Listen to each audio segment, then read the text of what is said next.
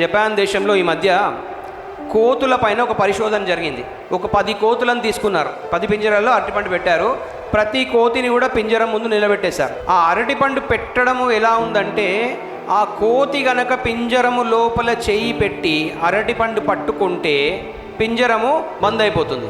దాంట్లో నుండి బయటకు తీయాలంటే అరటిపండుని కోతి వదిలేసినప్పుడే దాని చెయ్యి పింజరం నుండి బయటకు వస్తుంది. కానీ ప్రతి కోతి కూడా ఏంటంటే అరటిపండుని అలాగే పట్టుకొని ఆ పింజరం నుండి చేయి బయటికి తీయడానికి ప్రయత్నం చేస్తూనే ఉంది.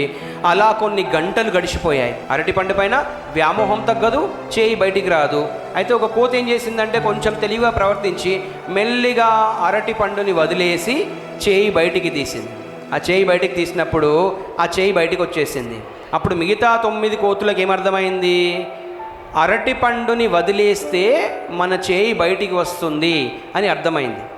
అయినా అప్పుడేం చేయాలి? ఆ కోతులు ఖచ్చితంగా దాన్ని చూసిన వెంటనే వాళ్ళు కూడా ఆ అరటిపండుని వదిలేయాలి. కానీ అలా జరగలేదు.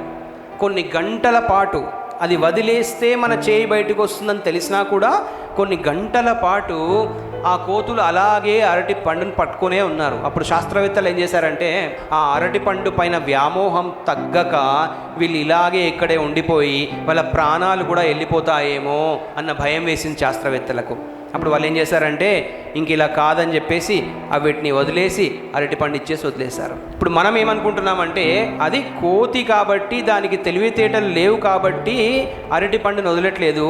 మనందరం కూడా ఆ కోతులలాగే ప్రవర్తిస్తున్నాము. ఎందుకంటే ఆ అరటిపండు మన జీవితంలో సంసారాన్ని మనం ఇలా పట్టుకొని అలాగే చేయి పట్టుకుంటున్నాము.